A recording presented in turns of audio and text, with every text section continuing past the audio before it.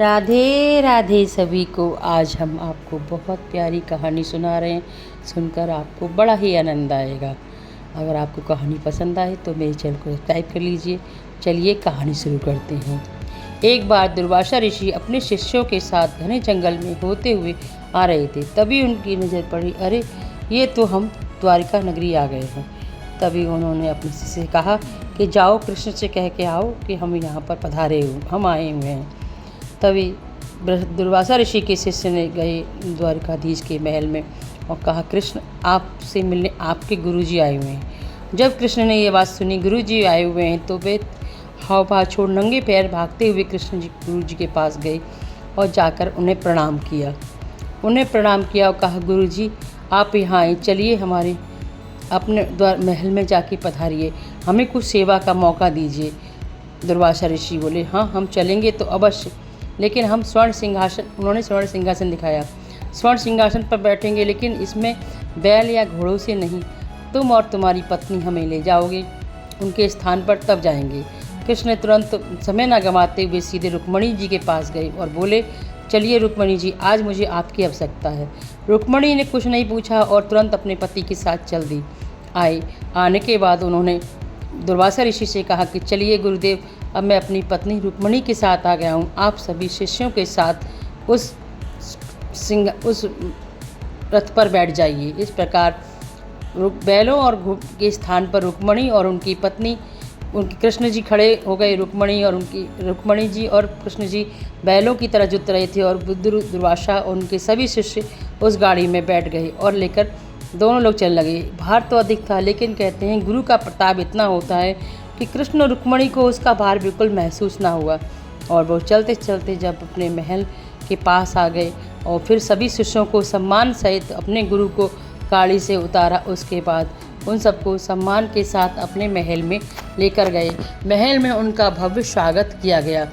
जब अपने महल के पास अपने सिंहासन के पास पहुँचे तो बोले, गुरु जी मुझे आपकी सेवा करने का मौका दीजिए। तब रुक्मणी जी और कृष्ण जी उनकी सेवा में तत्पर खड़े हो गए और थोड़ी देर में श्री कृष्ण जी अपने अपने सिंहासन पर अपने गुरु जी को बैठाला और कहा कि हम आपके चरणों को धोना चाहते हैं। उनके गुरु के चरणों को धोया, उनका अंशुमन किया, उनका भव्य स्वागत किया। थोड़ी देर बाद श्री कृष्ण जी ने कहा कि हमारे गुरु जी आए, इनके लिए 56 भोगों की व्यवस्था की जाए। उसी समय उनके गुरुजी और उनके शिष्यों के लिए 56 प्रकार के भोग बनवाए गए और सभी गुरुजी के सामने बनाने के बाद सब गुरुजी के सामने पधारे गए और कहा, गुरुजी आप चलिए, आप सभी शिष्यों के साथ भोजन ग्रहण कर लीजिए। गुरुजी ने कि सभी शिष्यों ने भोजन ग्रहण कर लिया, लेकिन जब गुरुजी का समय आया तो गुरुजी ने कहा कि मैं ये भोजन नहीं ग्रहण करूँगा। तो कृष्ण जी बोलिए, अगर मुझसे कोई चूक या गलती हो गई हो तो गुरुवर मुझे क्षमा कीजिए, बताइए मैं क्या करूं। तब गुरुजी ने कहा कि तुम एक काम करो, मेरे लिए तुम खीर बनवाओ। श्री कृष्ण ने समय न गंवाते हुए तुरंत उनके लिए खीर की व्यवस्था की और खीर बनवाना शुरू की। थोड़ी देर में जब खीर बनकर तैयार हो गई तब श्री कृष्ण स्वयं अपने हाथों से अपने गुरुजी के लिए खीर लेकर आए और बोले, गुरुजी चलिए अब तो भोजन ग्रहण कर लीजिए, इससे भोग लगाइए।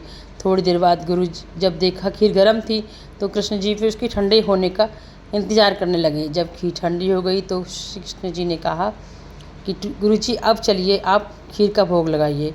गुरुजी ने बड़ी प्रसन्नता से उस खीर की तरफ देखा और भोग लगाया और भोग लगाने के बाद थोड़ी सी खाने के बाद कहा, कृष्ण इस खीर को ले जाओ और अपने सभी श्री अंगों पर लगाओ। श्री कृष्ण ने बड़े आश्चर्य से देखा, लेकिन गुरु की आज्ञा का अवहेलना कैसे कर सकते थे।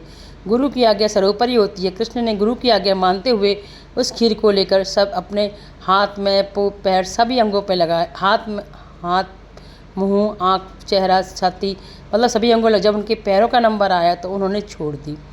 फिर गुरु जी के पास गए और गुरु जी से बोले, गुरु जी मुझे क्षमा कीजिए, ये आपके भोग की लगी खीर है, मैं इसे पैरों पर नहीं लगा सकता।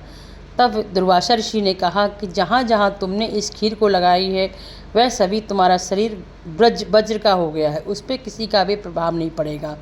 लेकिन जो तुम्हारे पैर हैं इस पर तुमने इसका स्पर्श नहीं किया है, इसलिए ये अति कोमल हैं। इसलिए कहते हैं महाभारत काल में जब युद्ध हुआ था तो कृष्ण के इतने सारे कोई भी कृष्ण के ऊपर किसी का असर नहीं हुआ। और लेकिन जो उनके पैर हैं प्रभु के वो बड़े कोमल हैं और उनको विशेष स्थान प्राप्त हुआ है। तभी कभी शरद पूर्णिमा के दिन बांके बिहारी जी के और प्रभु के चरणों के दर्शन होते हैं। आपको हमारी ये कहानी कैसी लगी? अगर पसंद आई हो तो प्लीज़ मेरे चैनल को सब्सक्राइब कीजिए, लाइक कीजिए, शेयर कीजिए। अगर सब्सक्राइब कर लिया है तो धन्यवाद, नहीं किया है तो कीजिए। ऐसी प्यारी प्यारी भगवान की कहानियाँ आपके लाती रहूँगी। राधे राधे। जय श्री राधे राधे।